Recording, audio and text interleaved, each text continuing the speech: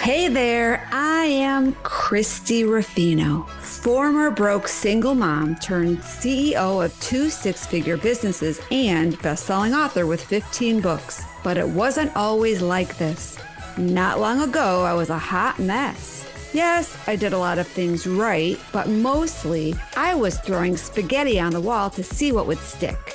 Fast forward past many failed attempts and a few incredible victories, I not only get to share what I've learned along the way, I get to bring together top influencers as they share their empowering stories, insider secrets, and valuable resources that can be used right now to step into your power. So, if you're an ambitious entrepreneur, or possibly one in the making, and you're looking to create a business and life that lights you up, well, then you're in the right place.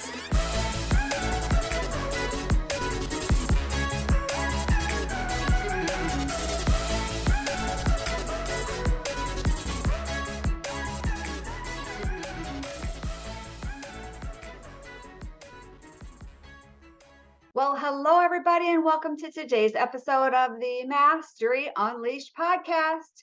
This is Christy Ruffino, the host of the show and the creator of the Overcoming Mediocrity series of books and soon to be new release Mastery Unleashed series. So today I have the honor of interviewing Pamela Plick, and she is going to engage you just like she engaged me in a amazing conversation about how we can create more abundance in our life and in our business. She is going to go over her prosperity formula and really kind of just share us some tips on what we can do to shift our mindset to make money flow to us effortlessly and freely. Pamela is on a mission to empower purpose-driven women to confidently build wealth from within. And she's also the author of Rise to Your Money Power, a step-by-step guide to building the foundation for an empowered relationship with money. She is a certified financial planner and a certified money coach, and she is the CEO and founder of Pamela Plick Wealth Management. So let's go ahead and turn the show over to the interview because I know you're going to be amazed at the information that she's going to share with us to help us make that little bit of a shift to really just kind of basically create our new money story. Let's get on with the show.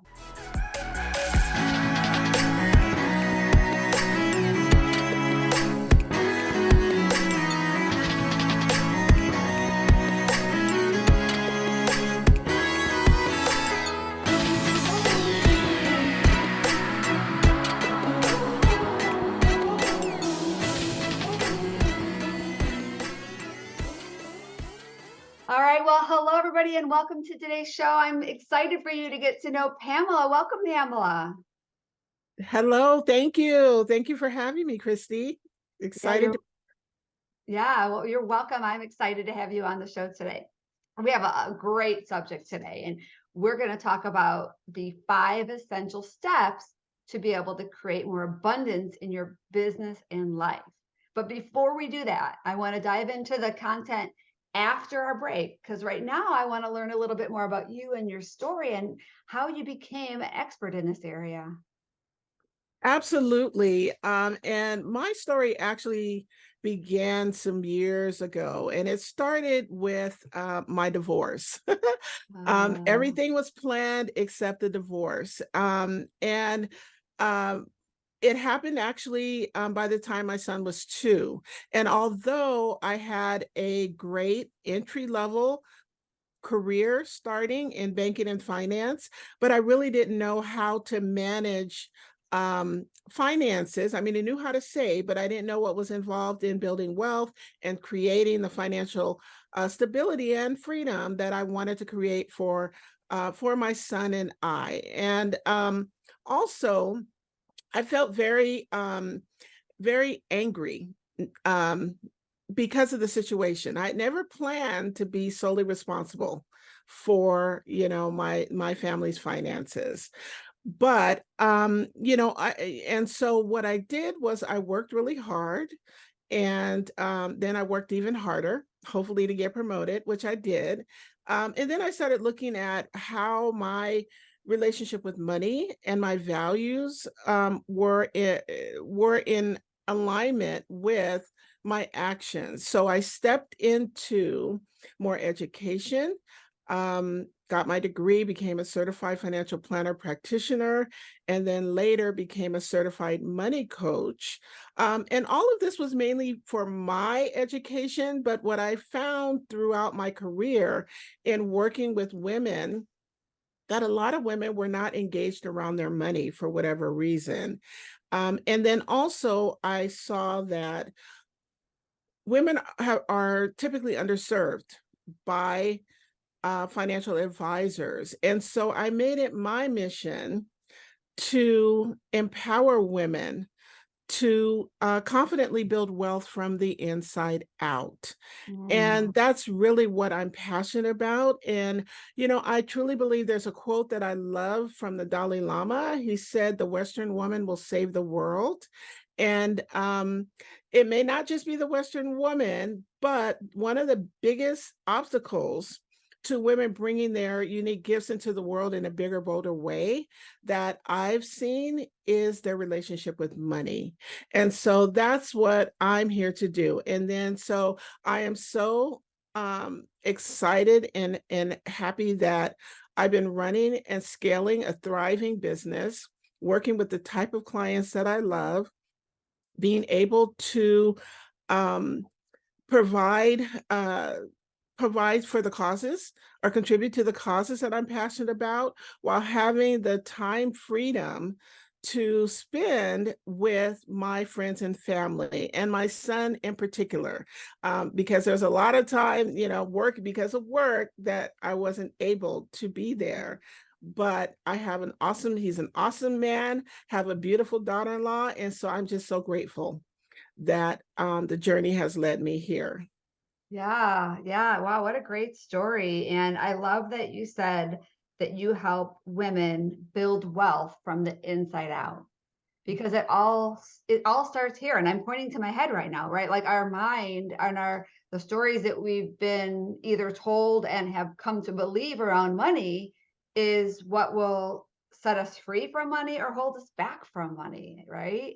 And I'm sure you have some Absolutely. amazing stories about uh, crazy things that women have gotten themselves into that they didn't have to. Like, it's not necessary to be restrained by money, because money is just, it's energy, and we can create as much as we want if we believe that and do the right actions to make that happen. Absolutely. Money is energy and it's a tool, to do good in the world. One of the big objections that I hear, I work with a lot of creative women.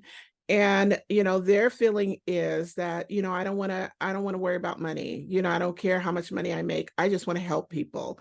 And I say, well, that's great. You're here to bring your gifts into the world, but it's okay to make money, because the more money you make, The the more more, people you can help. yes, absolutely. And you're able to pay those professionals that you want to support.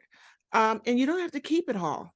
That's the thing, you know. Right. So absolutely, absolutely. And you have a book behind you. I love that. So I do. tell me Yes. about that.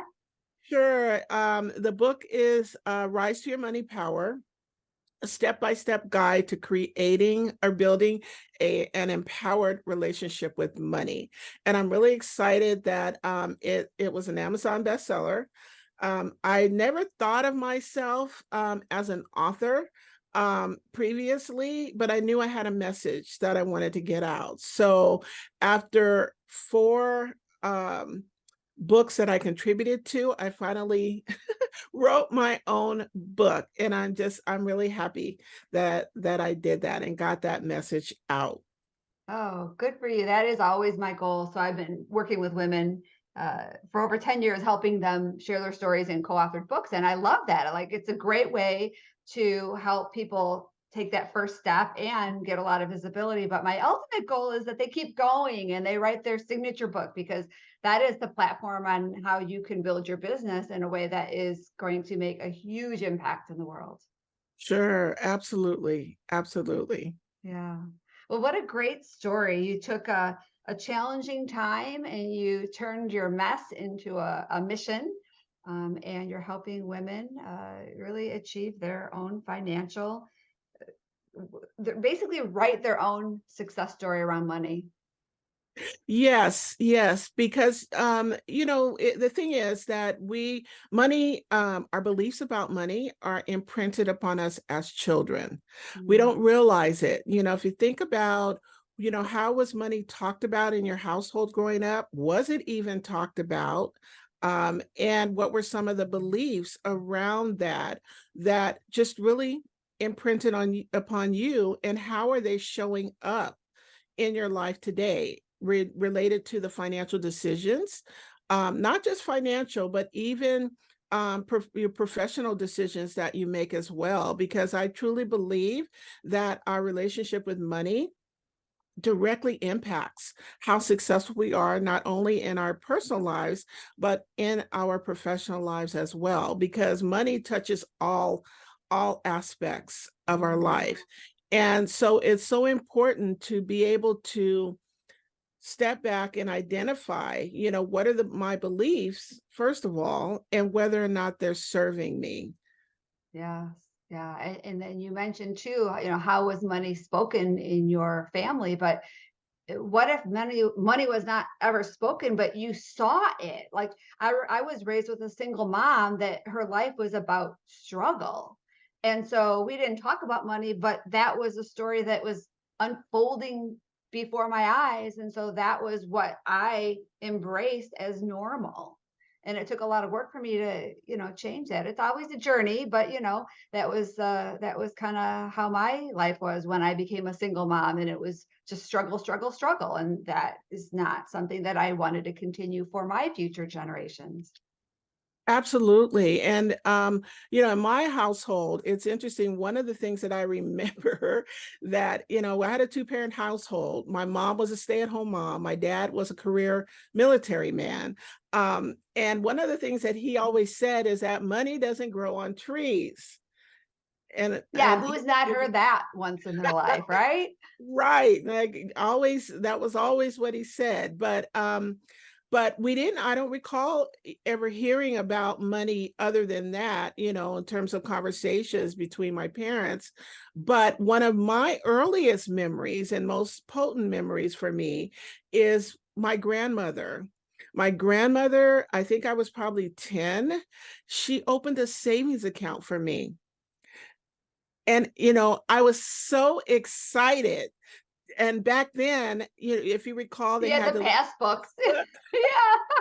Mine was Breezy the Clown from Chase Bank or whatever it was at the time. I yes, still actually have my little passbook, believe it or not. I might have mine somewhere too, but it just gave me such joy, because back then they stamped, they Yeah, you walk stamped up it. and you go on the little step stool and you go up to the teller. Yeah, I totally remember that. That's Yeah, crazy. yeah. And in my case, because we traveled a bit, I would mail in my deposit. Oh, And yeah. but I was like, I loved, so every time like I got gifts, birthday gifts, or when I started to work as a teenager, I would put money in my savings, and I loved having my own money. And I'm thinking Yes. about that might have to do with, with my dad's statement that, money doesn't grow Mm. on trees. And so by the time I was able to get my first car, I actually I saved enough to make the down payment on my first car. Yay. So to this day, I just think it's so important that women are independent in terms of being able to have their own money, because it allows us to make different choices. Yeah. So good. Yeah, I actually started when my daughter had her kids. That's the first thing I did. I'm like, they don't need any more toys. every birthday, every Christmas, I put money in their account and I tell them, all right, I put money in here. We're up to this amount. And I said, when you guys are ready to buy your car, you'll be set. And so I don't know if they really care right now because I think they'd rather have toys. However, when they turn 16, they're going to be really grateful that that was what I did with that for them. Absolutely. Yeah. Absolutely. Oh, cool. Well, that was a great story, Pamela. Thank you for sharing. We're going to take a quick break and then we're going to come back. And I know you've got some great wisdom that you're chomping at the bit to share with our audience.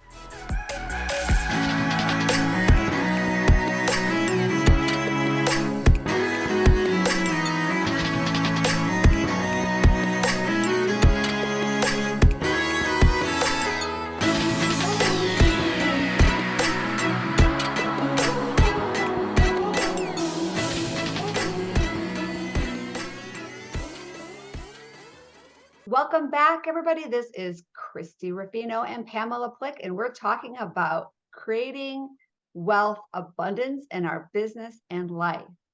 And the first question I have for you, Pamela, is like, I know there's something to be said about money and the power that money has over us, and the power we lose by not having money. So how does that affect us going forward, or how can we change the way we handle money and the power it has over us? Absolutely. And I want to answer that by talking about three ways that women that I see, three unrealized ways that we give away our money power. And the first way is having someone else manage our finances. Mm, Now it's okay, you want to have a trusted advisor, that you're working with, but you should not blindly turn over the management of your finances to anyone, whether it's an advisor, whether it's a family member or a spouse. And I do see that a lot as well. And because it's so important that we are partners in our relationship with money, because then when we by turning it over, we make someone else responsible for our financial future, and we don't want to do that. The second way is putting others' needs ahead of our own. mm, And as women, we traditionally are the nurturers, the caregivers, and I know anyone that's a mother can relate to this because we want to help. We always want to help. But yes. the most empowering or the best thing that you can do for your children is to be financially secure so that you're not a burden to them in your Yeah. older years. So making sure, and also I want to mention there's a quote that I love, or an analogy from Iala Van Zandt.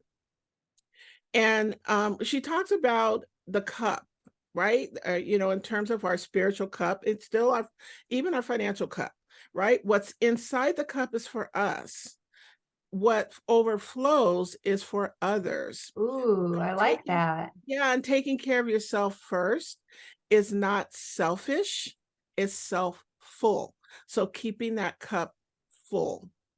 And it's a good example too. Like, think about our children. Do we want our children to never enjoy life because, yes, they may appreciate taking care of others, but if they're not taking care of themselves, we don't want that. So, if we set a good example of us taking care of ourselves, hopefully they'll see that and realize, yeah, they're taking care of, my mom's taking care of me, but she's also taking care of herself. And I think that's a really great and very important as a role model to set a great example for that. Absolutely. And it's so important to set those boundaries. I'm not Mm, saying cut the kids off cold turkey, but maybe if they're, they're needy, in terms of needing financial help, there's things that you can do, give them a deadline. You can also maybe pay for a financial planning for them to help mm, them get in a better situation.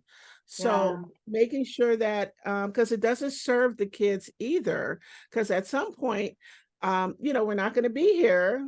and we want to make sure that our kids are taken care of and they know how to support themselves. Yeah. And then the last way, which is actually the number one way that we give away our money power, is through procrastination. Ooh. A lot of times, we don't know what to do. As women, we don't know what to do, so we don't do anything. And it's so important to make sure that we don't procrastinate. And procrastination is usually based on fear, the fear of making a mistake. And the good news is that's easily overcome by getting the financial education or financial or support that you need in order to be able to make informed decisions. Okay. That's good. I never thought about that as being a way to give away our power is just by doing nothing. But it makes total sense. Yeah, and even we're thinking we're not making a decision, but really doing nothing is a decision as well. Mhm. So, and a lot of times it's not, the fear that we have is not real, because when we step into, what we need to do, step into action, we realize, oh, it's not, the situation is not as dire as I thought, Mm. or not as daunting as I thought. Um, Right. so We create yeah. these stories of what could be, but when we really break it down, like why is that creating fear? Like why is that stopping us? Is it, Yes, yeah. yes, absolutely. And it's because we've made up, in our mind, fear is false evidence appearing real, Yes. right? Yes. And we've made this whole situation, and one of the things that we can do is really ask ourselves, okay, is this true? What's the worst thing that can happen? Hmm. And what do I want to happen? And then from that space, start to take that inspired action, get the support that you need, and take inspired action towards the next step. Yeah. So you have a prosperity formula. I'm really excited to hear a little bit about this. Sure, it's a 5-step formula. And the first step in the prosperity formula is to trust your vision, because our vision is our compass. It's like our true Mhm. north. And it guides us to where we want to go. And what I recommend to women is to write that vision out, that big, grand vision, and not just financially, but in all areas of your life. What do you want your life to look like a year, 5 years, 10 years from now? Personally, financially, career wise, who's there with you?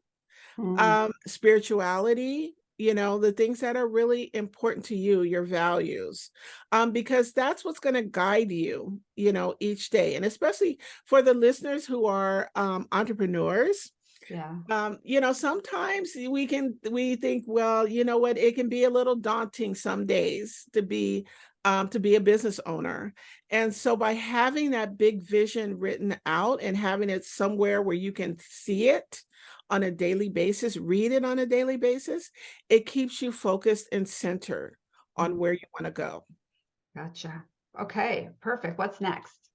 The second step is to let go of outdated beliefs. Now, there's three aspects of money. There's the spiritual, the emotional, as well as the practical. And in order to have a good relationship with money, we need to address all three.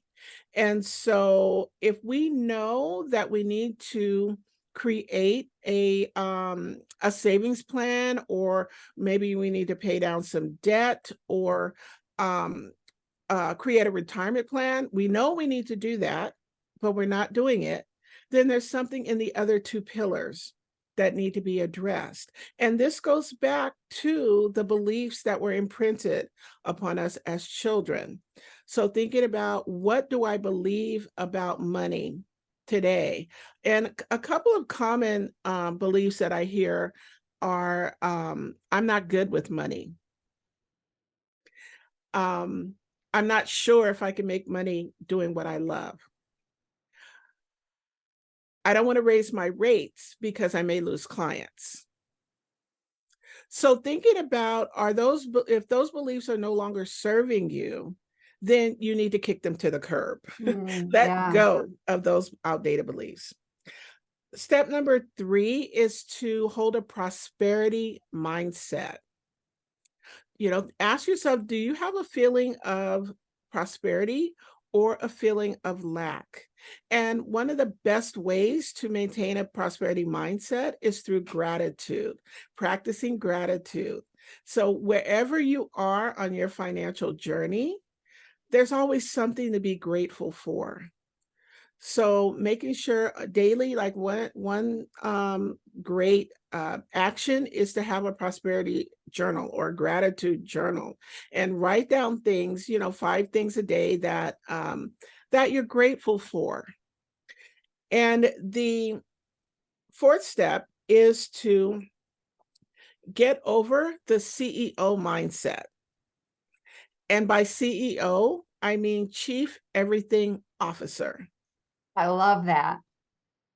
And, we talked earlier about, as women, we have a tendency to, um, to take care of others and do things on our own. A lot of times we also don't want to ask for support.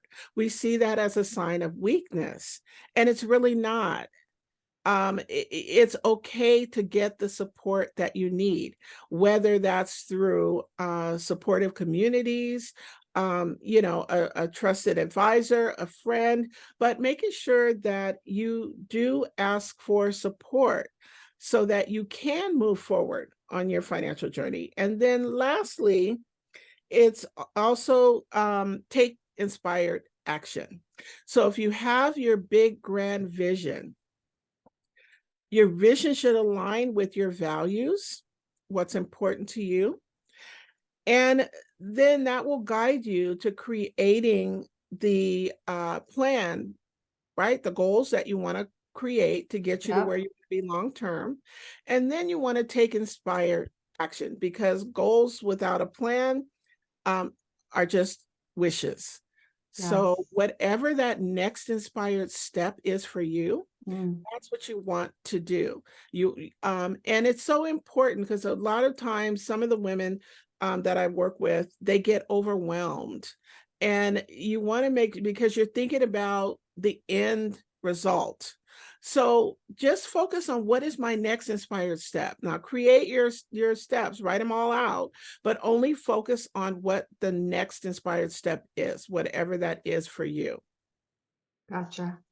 Perfect. Well, this is great. I've got a page and a half of notes on all of this stuff. It's wonderful, wonderful, wonderful. So I know you've got a great gift that you want to share with our audience, but before we get to that, I'm kind of going to throw a little question out here, and I want to know a story about one of your clients, because I think that that is always a really great way for us to have this topic hit home, is when we hear a story, and I loved your story of how you got into this, but if you can share a story with one of your clients, why they came to you, and then what you were able to do with your process here. Sure. One of my clients, Jennifer, came to me. When she came to me, she was very fearful about money.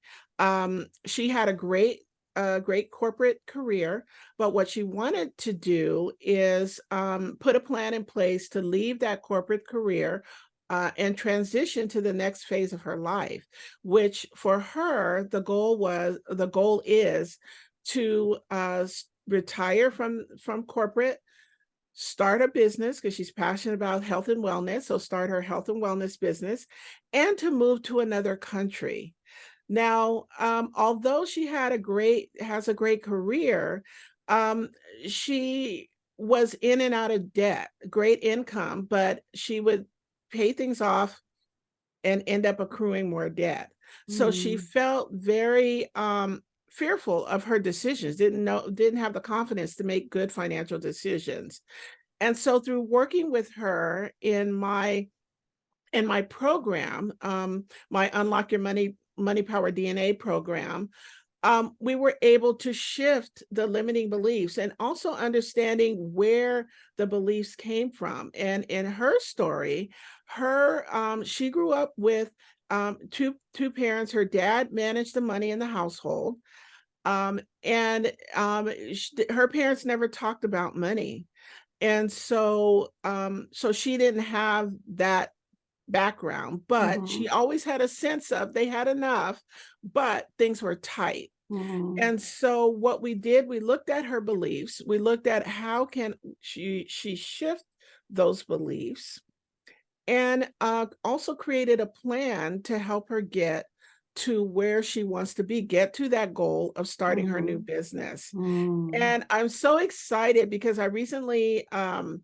an email from her. She sent me an update. She was so excited. She said, Pamela, I just want to let you know, these are all the things that I accomplished over the past year. And I am on track to hire and move into my next phase. I love that. So I loved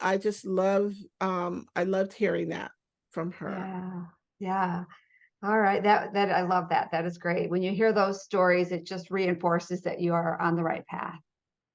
Yes. It just warms our heart, doesn't it? To when clients come back and say, thank you, thank you, thank you. Yeah. Yes. I hear you. So you have we have an abundance journal. Tell us about what that is, because that's your free gift that you're going to share with our audience today. Absolutely. It's the ultimate abundance journal for purpose-driven women.